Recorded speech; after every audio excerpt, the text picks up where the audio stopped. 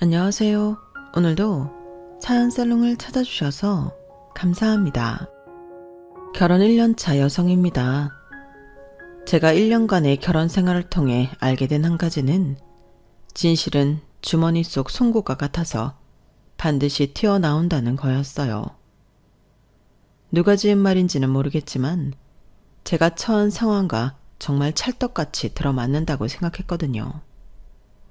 엄마들이 어린 아이들한테 하지 말라고 하는 것 중에 거짓말이 있잖아요. 저 역시도 어릴 때 거짓말을 하면 고모한테 엄청 꾸중을 듣곤 했어요.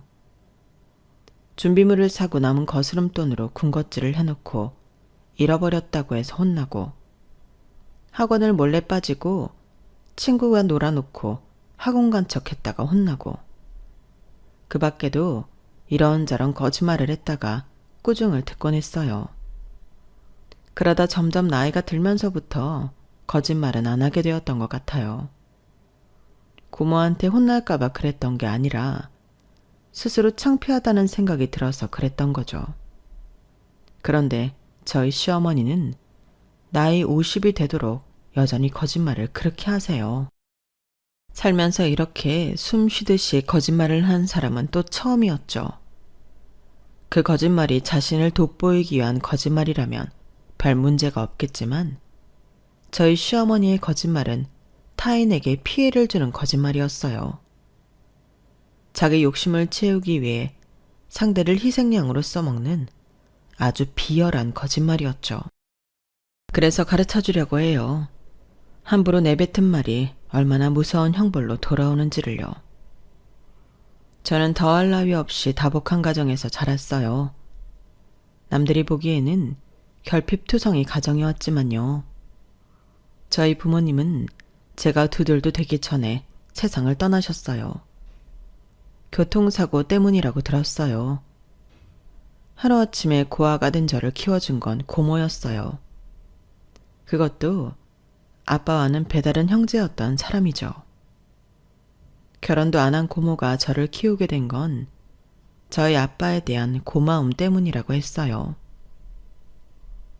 내가 10살 때 우리 엄마가 재혼을 하셨어. 말이 좋아 재혼이지.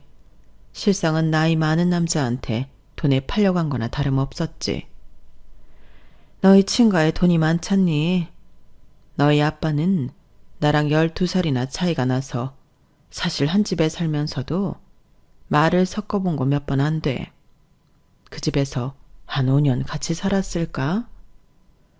우리 엄마가 암으로 세상을 떠나고 나는 하루아침에 외가로 보내졌어. 네 할아버지 성격 알지? 자기 친자식한테도 정이 없는 사람이 남의 자식을 키워줄 리 없잖아. 우리 외가는 너무 가난해서 나를 받아줄 여력이 없었어. 그래서 외가에서 나를 시설에 보내려고 했는데 그때 나를 데려다 키워준 사람이 너희 아빠야. 너희 아빠는 나한테 아빠 같은 오빠였어. 그러니까 내가 널 키우는 건 너무 당연한 일인 거야. 미안하다는 생각도 하지 말고 내가 짐이 되는 게 아닌가 하는 허튼 생각도 하지 마.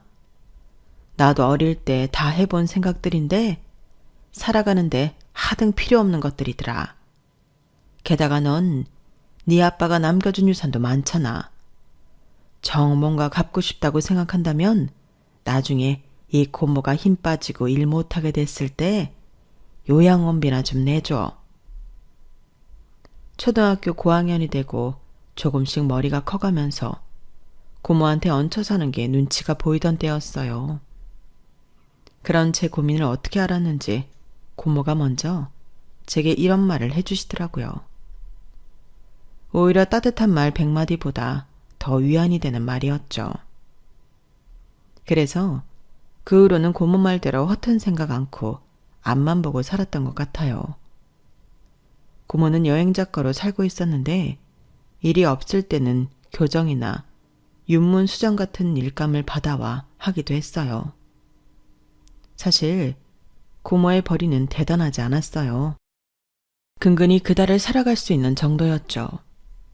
그래도 고모랑 살면서 딱히 돈 걱정을 하지 않았던 건 저희 부모님이 남겨주신 유산이 있기 때문이었어요. 친할아버지가 돌아가시면서 아빠한테 남겨졌던 재산이 고스란히 제게 돌아왔으니까요. 그래도 고모는 가급적 그 돈을 쓰지 않으려고 노력했고, 제가 성인이 된 후에는 거의 손대지 않은 거금과 건물을 제 손에 쥐어주셨어요. 요즘은 영앤 리치들이 꽤 많다고 하잖아요. 따지고 보면 저도 그런 셈이었어요. 다른 점이 있다면 여타 영리치들은 자신들의 재능으로 돈을 번 거지만, 저는 금수저 물고 태어난 덕에 입만 벌리고 앉아서 부모 돈을 받았다는 게 다른 거였죠. 제가 고모 손에 자라 그랬을까요? 이상하게 저는 돈에 욕심이 없었어요. 저희 고모가 무력이 없는 사람이거든요. 고모 직업이 여행 작가기 때문에 어릴 때부터 고모 손을 잡고 세계 곳곳을 돌아다니면서 깨우친 건 하나였어요. 사는데 필요한 건 돈이 다가 아니라는 거였죠. 고모와 함께하는 여행은 대개가 저희의 산 배낭여행이었는데, 그렇다 보니 숙소도 열악한 곳이 많았어요. 끼니도 현지 사람들처럼 먹고 다녔고요. 고모가 담당했던 주 여행지는 동남아와 인도, 남미 쪽이었는데, 그리 잘 사는 나라가 아니어서 돈은 적게 들었지만 숙식 역시 상태가 좋지는 않았어요. 그래도 그때 멋진 풍경은 참 많이 보고 다녔던 것 같아요. 현지인들로 북적이는 버스나 기차를 타고 몇백 원짜리 식사로 한 끼를 때우고 다녔지만, 당시를 되돌아보면 정말 많이 웃고 행복하다는 생각을 많이 했던 것 같아요. 늦은 밤 차도 끊기고 무거운 배낭을 짊어진 채 길을 헤매는데, 그런 저희를 아무 대가 없이 오토바이에 태워 숙소까지 데려다 준 사람들. 10시간 넘게 기차 안에서 쫄쫄 굶고 있는데, 짜파티와 커리를 나눠준 인도인 가족. 환전을 못해서 현지 돈이 다 떨어진 우리한테 밥과 물을 내어준 식당 사장님까지. 크고 작은 도움을 받으며 감사함도 많이 느꼈던 것 같아요. 그럴 때마다 고모는 자신이 가지고 있는 것 중 꽤 좋은 것들을 선물로 주고 오곤 했어요. 가격만 두고 따져본다면 분명 고모가 손해였지만, 고모는 그런 걸 따지는 사람이 아니었어요. 야, 오늘 이 한 끼를 못 먹었으면 너랑 나랑 길바닥에서 쓰러져서 죽었을지도 몰라. 생명의 은인한테 시계 하나 준 게 뭐 대수라고 그래. 시계야 또 사면 되지. 안 그래? 이런 성격의 고모 밑에서 20년 넘게 살다 보니 저도 고모를 닮아갔고, 그래서 성인이 되고 아빠의 유산을 물려받게 되었을 때 기쁨보다는 부담감이 더 컸어요. 지금까지 고모랑 돈 없이도 행복하게 잘 살았는데, 이 돈 때문에 그 행복이 깨지지 않을까 하고 말이죠. 그래서 고모와 상의 끝에 건물과 그 밖의 부동산을 고모와 공동명의로 바꾸었어요. 다만 현금은 대학 등록금이며 어학연수를 다녀오는데 알차게 사용했고요. 이 돈으로 고모와 풍족한 여행을 떠나보기도 했지만, 오랜 시간 배낭여행이 몸에 밴 터라 호텔비로 하룻밤에 수십만 원을 내는 건 도저히 못하겠더라고요. 결국 하룻밤 겨우 자고 3만 원대 호텔로 옮겼어요. 저렴한 호텔방에 짐을 풀고서야 고모도 저도 안도할 수 있었죠. 그래, 우리한테는 이런 데가 편하지. 인피니티 풀이 있으면 뭐래. 그런 데를 가봤어야 쓸 줄 알지. 난 있지, 호텔 직원이 엘리베이터 잡아줄 때마다 속으로 고민했다니까. 이것도 팁을 줘야 하나 말아야 하나 하고 말이야. 내 돈 쓰면서도 어찌나 불편하든지.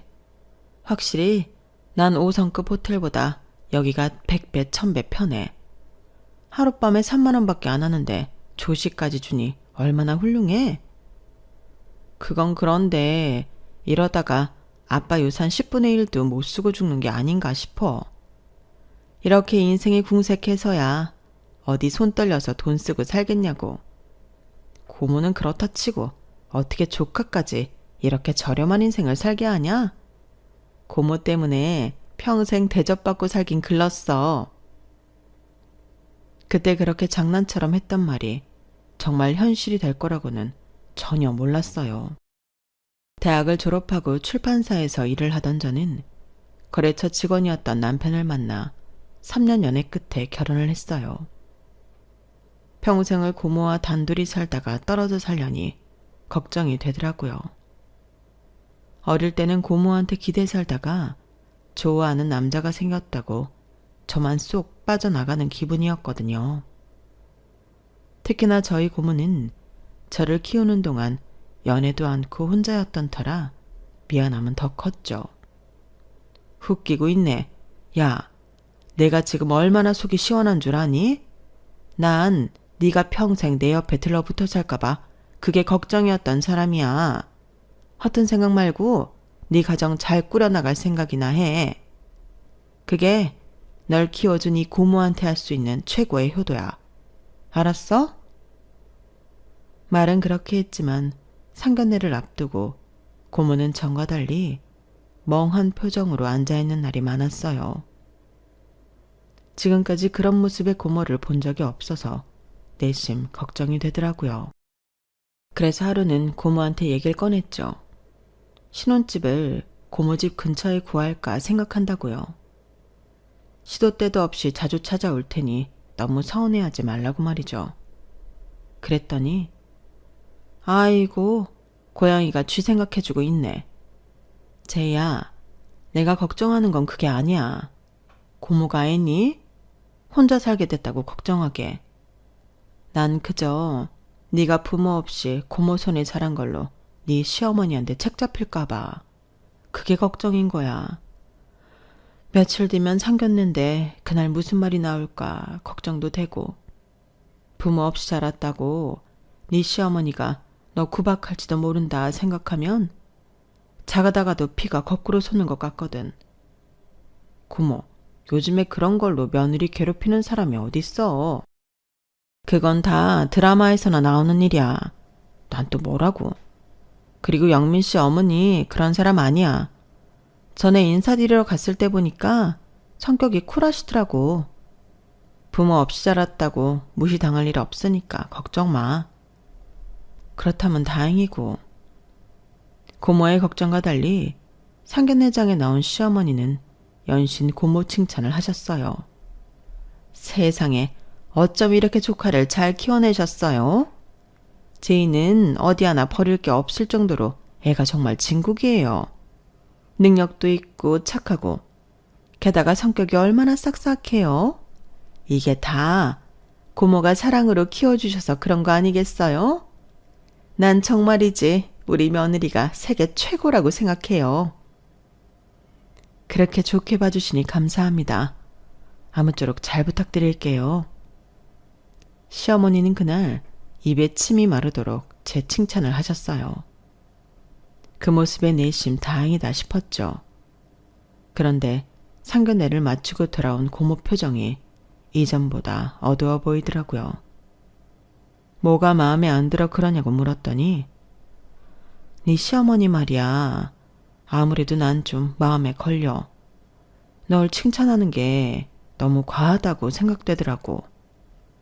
내가 여행을 하면서 사람들을 많이 만나봤잖니?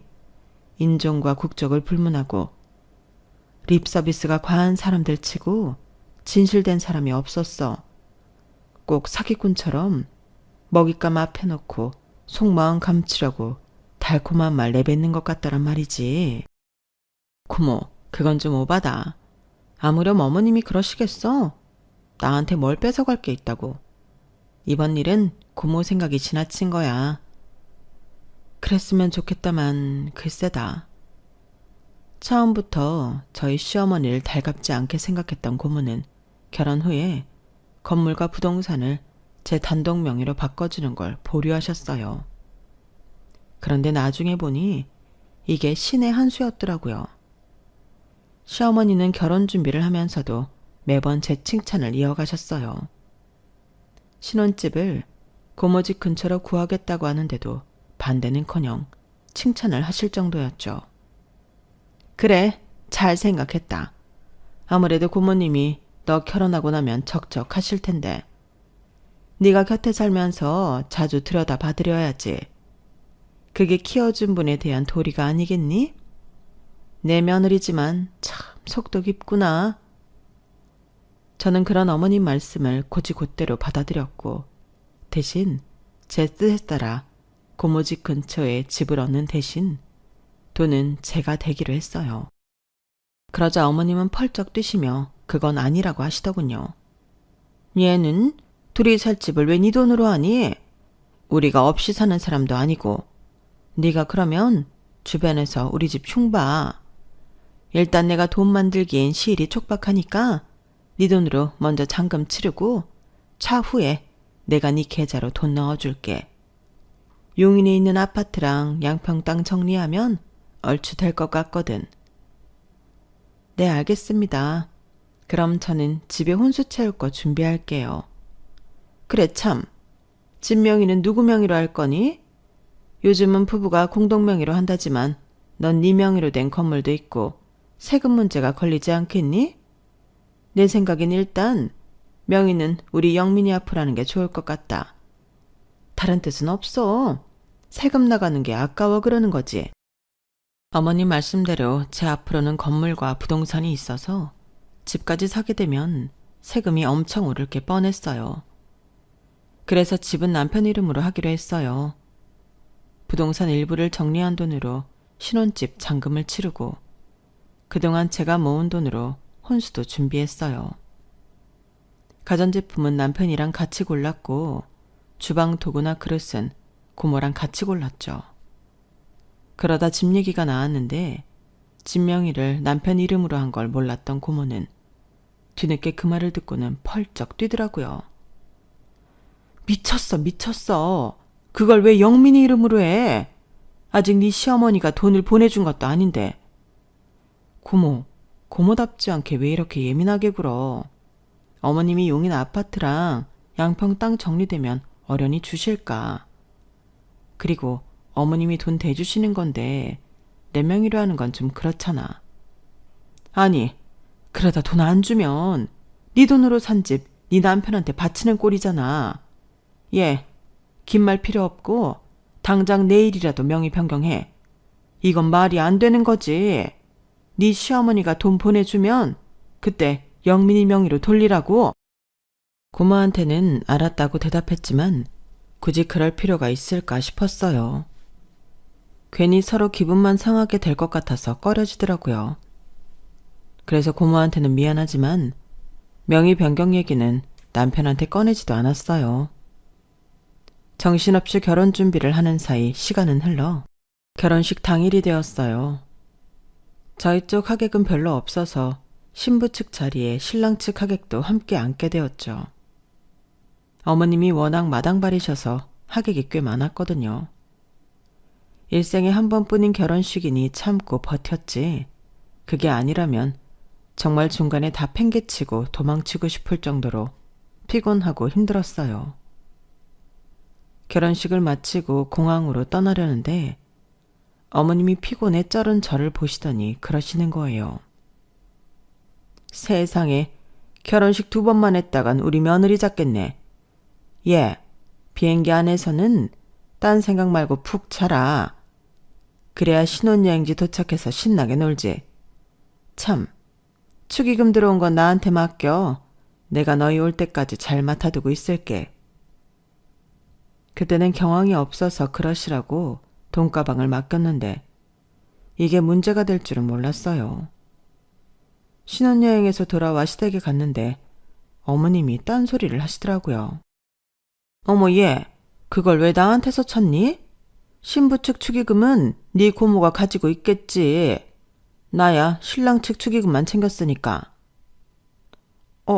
어머님, 그날 저희 공항으로 떠날 때 분명히 어머님께 제 가방 드렸잖아요. 어머님이 맡아주시겠다고 하셔서요. 세상에, 너 지금 날 도둑놈 취급하는 거니? 아니, 내가 뭐가 부족해서 몇 푼 안 되는 네 축의금을 가로채니? 살다 내가 이런 누명은 또 처음 써본다. 예, 네 눈에는 내가 그렇게 만만해 보이니? 예쁘다 했더니 아주 시어머니 머리 위에 오르려고 그러네? 어머님은 대려 펄쩍 뛰면서 저를 이상한 며느리로 몰아가셨어요. 억울한 건 전데 말이죠. 제 앞으로 들어온 축의금이라고 해봐야 1,000만 원도 안 되는 돈에 불과했지만 그래도 이런 식으로 돈 뜯기고 이상한 사람 취급을 받게 되니까 못 참겠더라고요. 그래서 일단은 알겠다고 말씀드리고 다음날 바로 예식장을 찾아갔어요. CCTV를 확인하려고요. 그런데 하필 그 가방을 어머님께 전해드린 장소가 예식장 밖이라서 CCTV에는 찍힌 게 없더라고요. 하는 수 없이 벙어리 냉가슴을 앓고 있는데 고모가 웨딩 촬영을 해준 업체 연락처를 묻더라고요. 그리고는 그날 밤 USB를 들고 저희 집에 찾아왔어요. 이거 가지고 가서 네 시어머니한테 가방 돌려달라고 그래. 이 옆엔 내가 망령이 들었나? 분명히 자기가 가방 받아 챙기고는 어디서 오리발이야. 고모가 건넨 USB 안에는 결혼식장 안 동영상 촬영은 물론 저희가 허니문카를 타고 공항으로 떠나는 장면까지 생생하게 담겨 있었어요. 거기엔 제가 어머님께 돈가방을 넘기는 장면도 정확히 들어있었어요. 업체에 찾아가 원본 영상을 찾아온 고모는 잔뜩 성이 난 얼굴로 가방 속 액수 확인하고 받아오라고 신신당부했어요.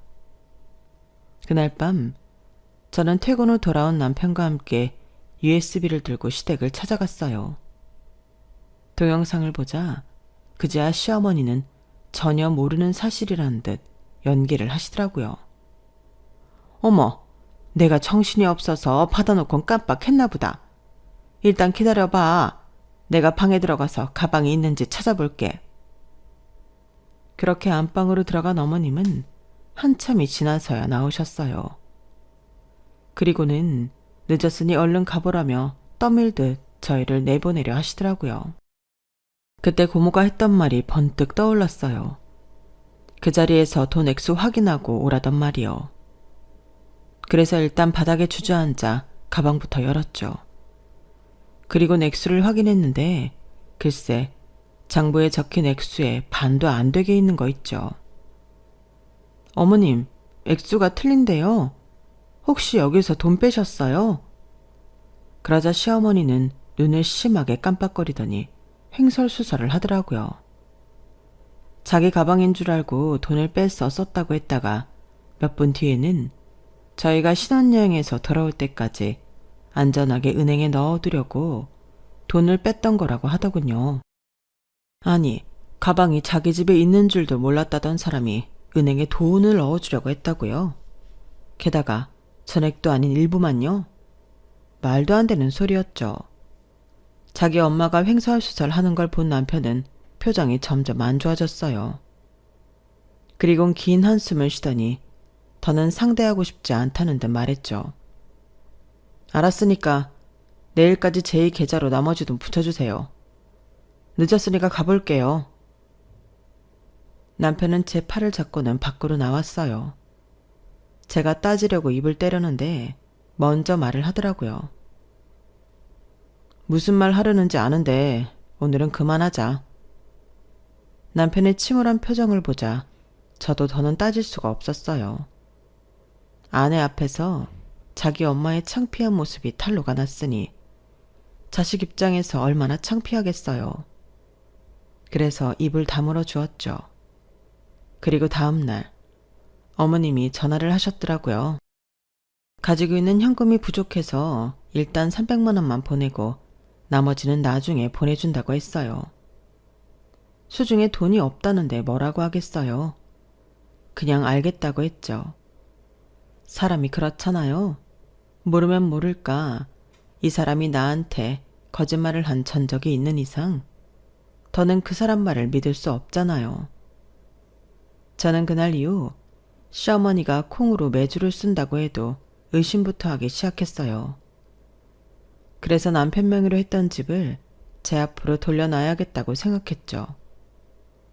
결혼하고 2달이 넘도록 어머님은 제게 집값을 보내지 않으셨거든요. 결혼하기 3개월 전에 미리 구입한 빌라였기 때문에 어머님이 약속을 지키지 않은 기간은 5개월이 넘은 시점이었죠.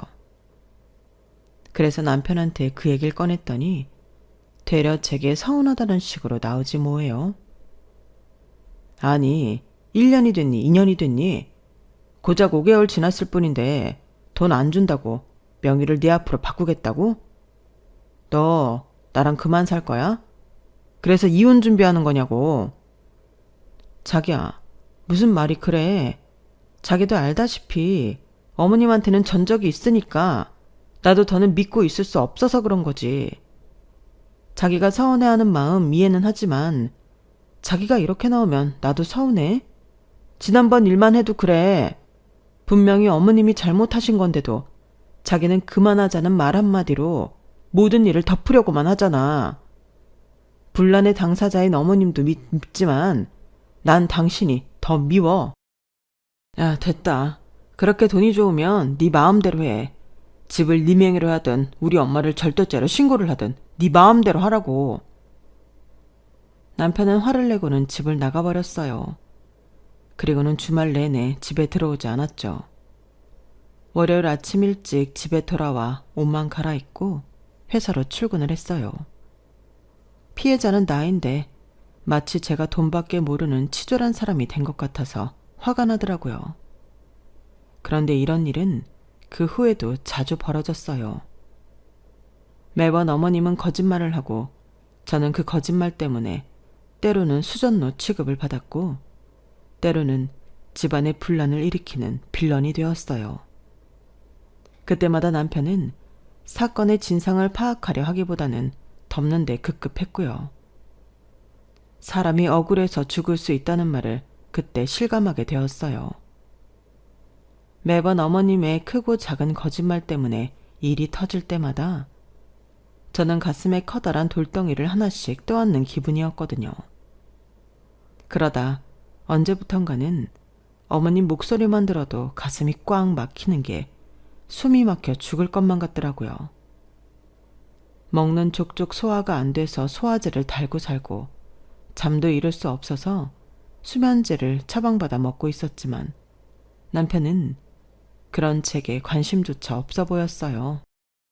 한 입을 덮고 사는 사람이 매일 약봉지를 달고 사는데도 단 한 번도 무슨 약이냐고 묻는 적이 없었어요.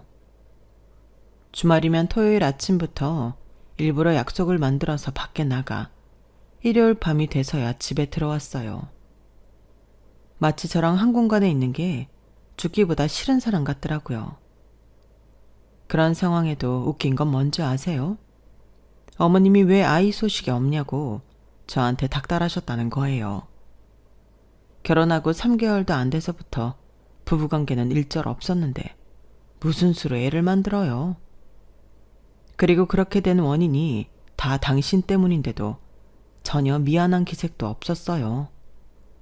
예, 내가 잘 아는 한의원이 있는데 거기 한번 가보겠니? 나 아는 사람 딸도 애가 안 들어서서 그렇게 고생하다가 거기 한약 지어 먹고 바로 애가 졌잖니. 에휴, 이런 건 시어머니가 나서기 전에 친정엄마가 해줘야 하는 건데 어쩌겠니?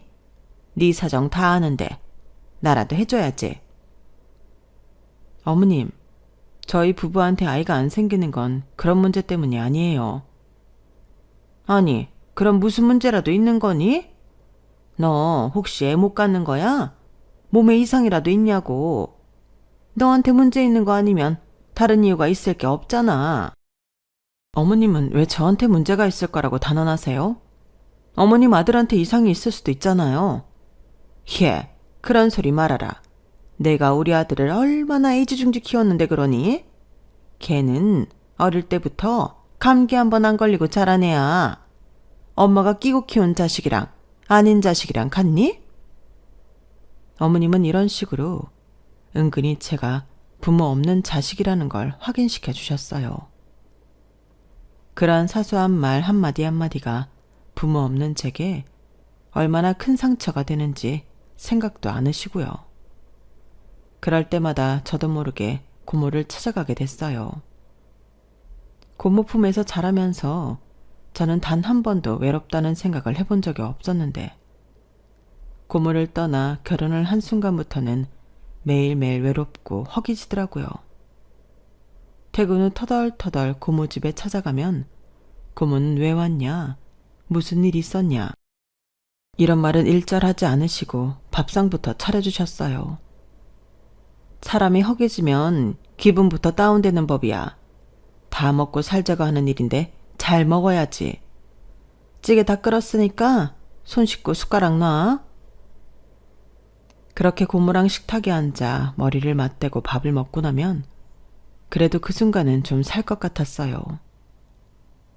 고모 품을 떠난 독립을 하고도 여전히 고모한테 찾아와 투정을 부리는 아이처럼 보일까봐 가급적이면 저희 집안일은 고모한테 전하지 않는 편이었는데 그날은 도저히 안 되겠더라고요.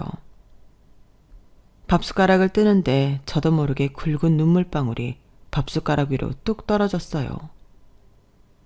그리고는 손쓸 겨를도 없이 눈물이 줄기차게 흘러내렸죠. 고모는 잠시 제가 우는 모습을 지켜만 보시더니 손등으로 눈물을 닦아주시며 그러셨어요. 힘들면 놓는 것도 방법이야. 사람이 죽을 것처럼 힘든데 손에 쥔 게 무슨 소용이니? 다 버리고 다시 시작하면 돼. 그러니까 너무 애쓰지 마. 한번 실패했다고 네 인생이 송두리째 뽑혀나갈 일 없어. 괜찮아. 괜찮다는 그 말에 그동안 기를 쓰고 참고 있던 제 자신이 무너져 내렸어요. 그래서 그동안 있었던 일을 고모한테 털어놓고 10살짜리 아이처럼 엉엉 울어댔죠. 그날 고모를 만나 딱히 해법을 찾은 건 아니었지만 그래도 누군가한테 속마음을 털어놓고 나니 가슴을 누르고 있던 돌덩이가 조금은 가벼워진 기분이었어요. 정 안 되면 헤어지면 되지. 이혼녀 딱지 하나 붙었다고 내 인생 파토나는 건 아니다. 주문을 외우듯이 속으로 되새기며 오늘만큼은 남편이랑 결판을 내야겠다고 생각했어요. 언제까지 피하고만 살 수는 없는 거잖아요. 그런데 현관에 들어선 순간 또다시 숨이 막혀왔어요. 시어머니가 와 계시더라고요. 제가 오기 전까지 남편과 무슨 중요한 이야기를 했는지 모르겠지만 제가 들어서자마자 TV를 끄듯 목소리가 뚝 끊겨버렸어요. 그리고는 가식적인 미소를 보이며 제게 다가오더군요.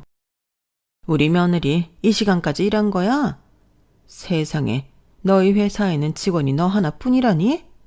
가정도 있는 여자를 밤늦게까지 일을 시키면 어떡해? 그러다 남편한테 소박이라도 당하면 어쩌라고. 여자는 밤까지 일하면 남편한테 소박을 받는다는 법이라도 있던가요? 남편은 툭하면 야근한다고 밤 늦게 오는데 그건 괜찮고 여자인 나만 안 된다니 어이가 없었어요. 안 그래도 할 말이 있어서 왔는데 잘됐다. 너도 앉아봐. 네가 진명이 네 앞으로 하겠다고 했다며. 내가 돈 안 붙여줬다고. 그래서 말인데 그 돈 줄게. 어머님은 백에서 은행 돈 봉투를 꺼내 제게 내미셨어요. 거기엔 빳빳한 수표로 3억 5천만 원이 들어있더라고요. 제가 수표를 가만히 내려다보고 있었더니 남편이 한마디 했어요. 됐냐? 그 돈 받으니까 이제 속이 시원해. 이 돈 마련하느라 엄마가 집 담보 잡히고 대출까지 받았다고. 그러자 어머님은 화들짝 놀라시며 남편 입을 막았어요. 얘는 그런 소리를 뭐하러 해? 암튼 애초에 니들 집은 내가 해주겠다고 한 거니까 그 얘긴 그만하자. 그래 아가. 이제 받을 거 받았으니 그간 우리 사이에 얼굴 붉혔던 건 있도록 하자. 그리고 내가 오늘 니들 집에 온 거는 이 돈도 돈이지만 우리 새아가한테 큰 선물 하나 하려고 온 거야. 너 네 고모랑 공동명의를 가지고 있는 건물 한 30억 한다고 그랬니? 정확한 시세는 모르겠지만 그 정도 할 거예요. 그런데 그건 왜 그러세요? 그래? 30억이면 꼬마 빌딩 수준이겠구나. 예, 내가 너 제대로 된 건물주 만들어줄까 하는데 어떠니? 50억대 건물주. 어머님은 의기양양하게 저를 바라보며 미소를 지으셨어요. 하지만 저는 이제 어머님의 거짓말에 더는 속아줄 생각이 없었죠. 1,000만 원도 안 되는 축의금 빼돌리려다 개망신 나가고 자기 입으로 집 해주겠다며 보내준다던 돈 3억 5천도 몇 달 동안 깜깜 무소식이다가 이제서야 돌려주면서 50억짜리 건물주를 만들어주겠다고요? 그걸 어떻게 믿습니까? 그래서 표정 변화 없이 말씀드렸어요. 어머님, 그만하세요. 이제 저 어머님께서 콩으로 매주를 쓴다고 하셔도 못 믿어요. 어머님은 저한테 신용을 잃으셨어요. 얘 말하는 것 좀 봐. 왜 내 말을 못 믿어? 내가 뭘 어쨌다고. 너 집값 좀 늦게 줬다고 시어미 나를 무시하는 거니? 아니, 내가 네 돈을 떼먹기랬어. 너한테 사기를 치기랬어. 기껏 지 생각해서 얘기 꺼냈더니 당돌하게 받아치는 거 봐. 네가 이러니까 우리 아들이 밖으로 놔두는 거야. 네가 사람을 무시하고 냉랭하게 구는데 어떤 남자가 집에 들어오고 싶어 하겠니? 나라도 집에 오기 싫겠다. 엄마, 됐어. 그만해. 내가 그랬잖아. 이 사람은 아예 대화할 생각이 없는 사람이라고. 사람이 말을 하면 들을 생각은 않고 지나가는 개가 떠드나 보다 이런 식이라니까. 그런데 무슨 대화를 해? 그리고 괜히 이 사람 생각해서 50억짜리 건물 주겠다는 생각도 하지 마. 엄마 알기를 뭐같이 하는 며느리한테 그런 걸 뭐하러 줘? 남편은 자기가 더 성을 내며 열분을 토했어요. 그쯤 되자 어머님이 나서서 남편을 진정시키는 상황이 되었죠. 영민이 넌 좀 가만히 있어봐. 네가 이렇게 화를 내니까 니처럼 대화를 할 수가 없잖아. 예, 아가. 그간 내가 몇 번 실수한 것 때문에 네가 내 말을 못 믿는 거 난 그거 다 이해한다. 나라도 그랬을 거야. 그런데 이번 건은 달라. 절대 너한테 손해 갈 일이 아니니까 한번 들어보기나 해. 내가 부동산 쪽에 발이 넓은 건 너도 알고 있지? 니들 결혼식에도 부동산 큰손인 첨당동 박 사장님이랑 평창동 사모님 오셨었잖아. 서울 시내 부동산 좀 가진 사람들 치고 그분들 모르는 사람이 없다?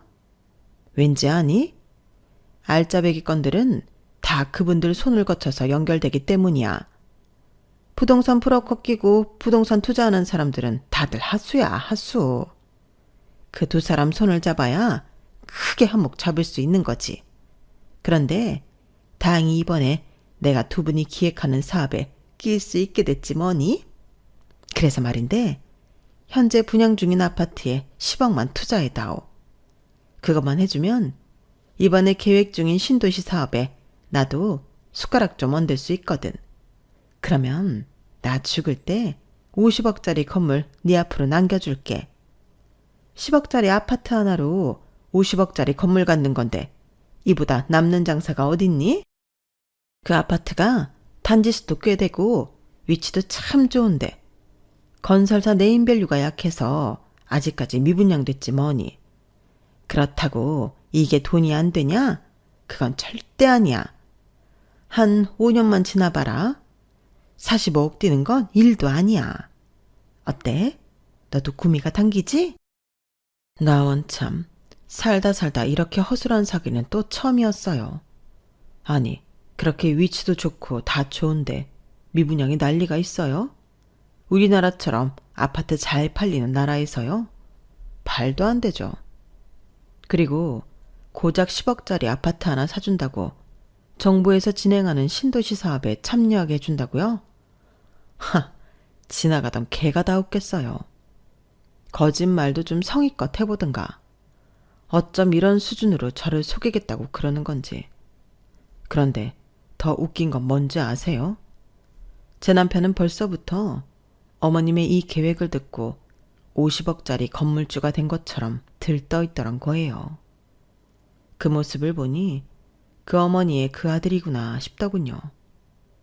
웃음을 참느라 혀를 깨물고 있던 저는 제 입에서 무슨 말이 나올지 오매불만 기다리고 있는 시어머니한테 한마디 해드렸어요.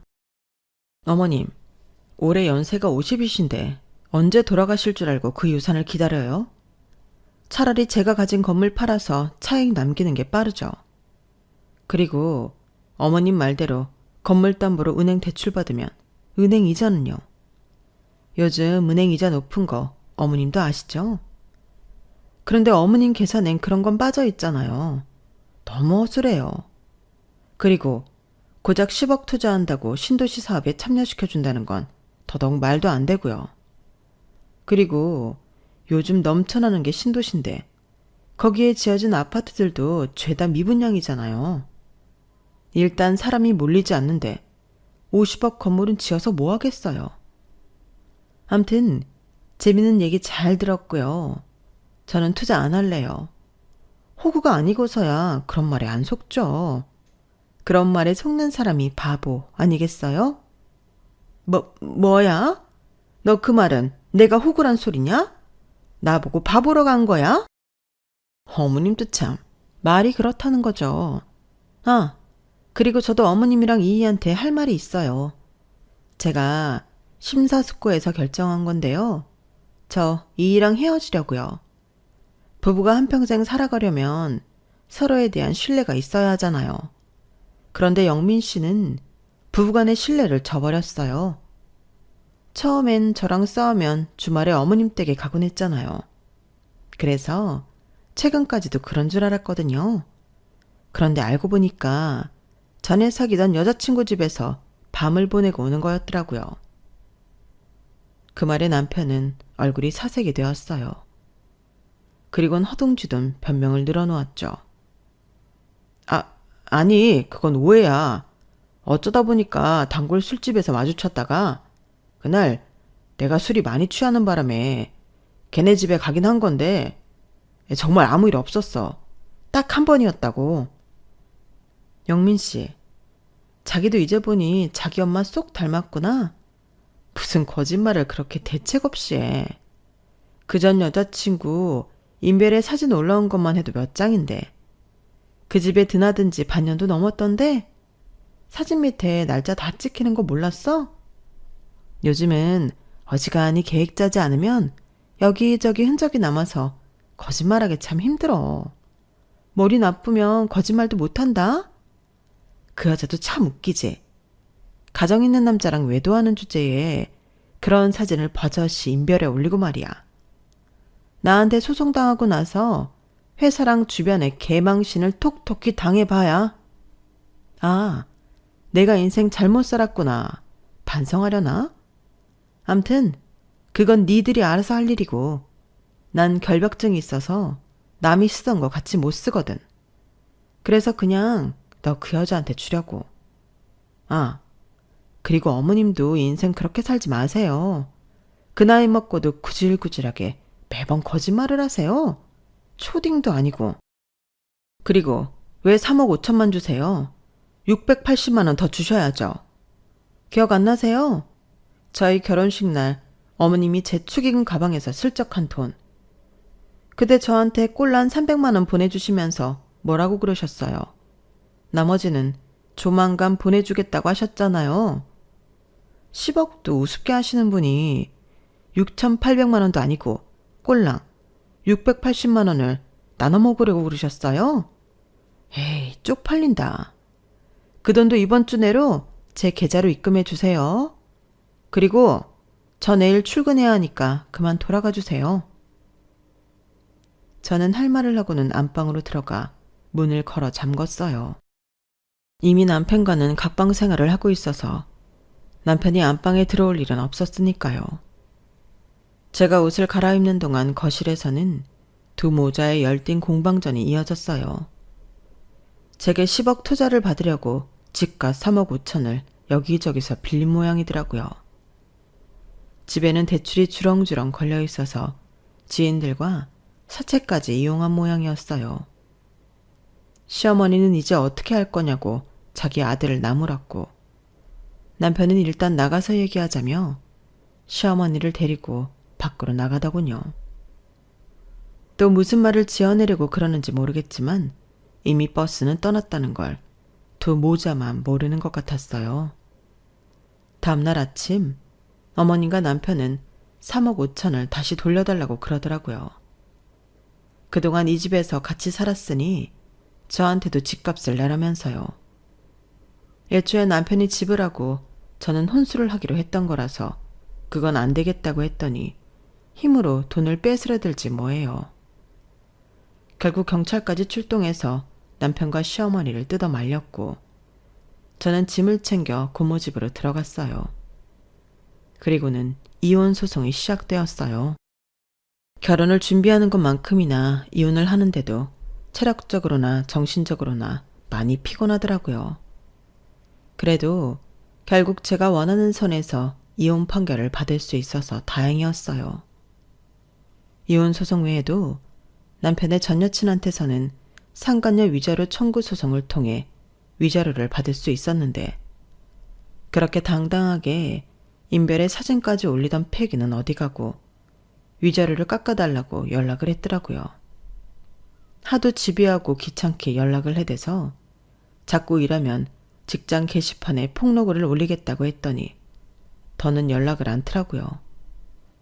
연락을 않는 건 좋은데 위자료도 보내지 않아서 결국 그 여자 회사에 급여 가처분 신청을 했고, 그 일로 회사에서 남편 전 여친의 불륜 사실을 알게 되었나 봐요.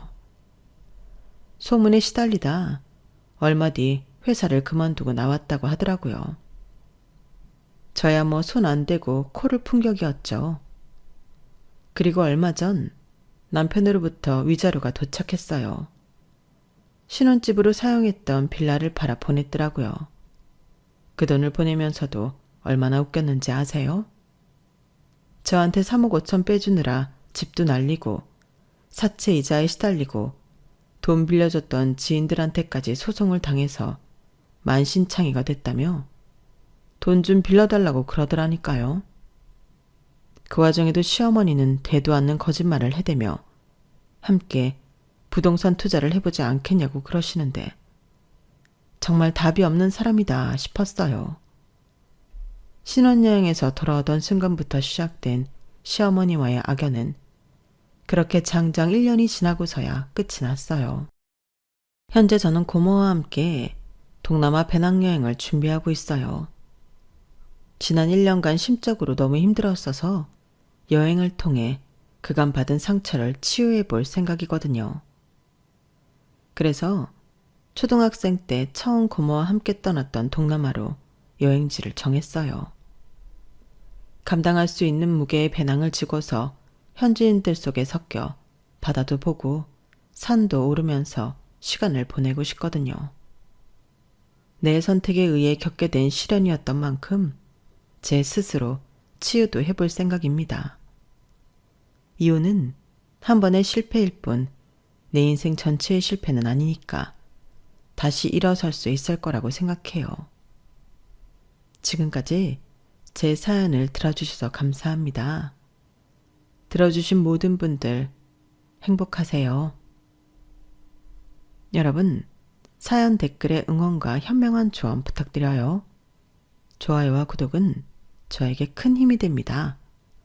오늘도 좋은 일 가득하세요.